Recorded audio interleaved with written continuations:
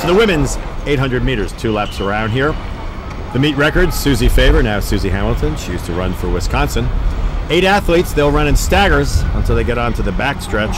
Our field, Trevor Bryant from BYU, Diaz from Texas, Williams, LSU, Langerholk, USC, Rio, SMU, DeFries, Seton Hall, Earl from Pittsburgh, and Weissong, Missouri, and they are away. No real clear favorite here. Claudine Williams from LSU, certainly they want to get some points out of her. I guess a lot of eyes certainly would be on Liz Diaz, the diminutive one who's getting a shove there on the inside of the track from Claudine Williams. Welcome to the NCAAs, Liz. As they break off the stagger. Diaz from Texas, certainly Texas needs points to come out of this race. But the early leader was Shanti Earl from Pittsburgh with the striped top right alongside of her, Claudine Williams from LSU. And Diaz from Texas boxed in a little bit on the inside, but it's early in the race. The important thing here is set out a tempo that you think you can maintain. I think this is a very evenly matched field, so no one is going to try to run away. But you've got to question some of the people who are running in the second and third lane. Even Claudine Williams from LSU wasting a little bit of space. And Liz Diaz will start getting concerned. She's now in 4th on the rail. They complete the first of the 2 laps, 59.7 at 400 meters, a pretty brisk time. Certainly not enough to take the sting out of all the kickers, but an honest pace nonetheless. Still somewhat in the middle of the track. Claudine Williams not willing to take the lead, but now she goes past.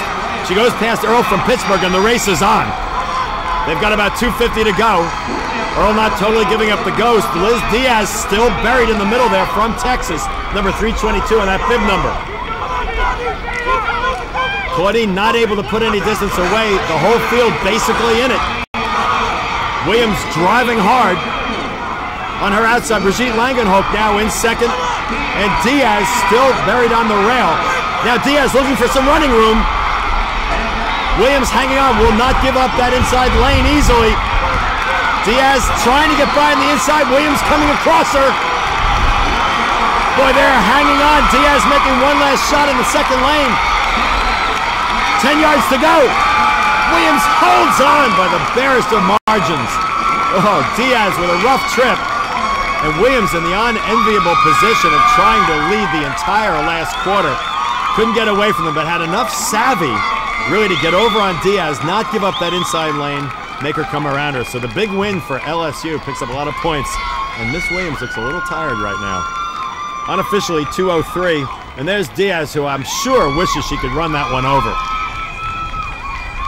Okay, now here we go. They're coming out of the top of the final stretch. Langerholk drifts a little bit from USC on the left. And Williams able to cross off in front of Diaz legally, I think. I don't think there's anything wrong with that. She really has the right to the lane. Diaz not sure, should I stay on the inside and try? So she eventually switches more to the outside and loses a precious yard, as Williams barely has enough really to get across that finish line. She is exhausted. For her, the race was really over at 799, and she had one more to go. Here's the drive to the tape. I'm sure Diaz very disappointed. But a great effort by Claudine Williams from LSU to take the women's 800 meters. I don't think I've ever seen anyone more happy to see a finish line than Claudine Williams. Well, she's feeling better now. She's got that winning pennant and an NCAA championship. Here are your results. Williams with the win, Diaz in 2nd, and Langerholk from USC. Texas getting the all-important 18 points.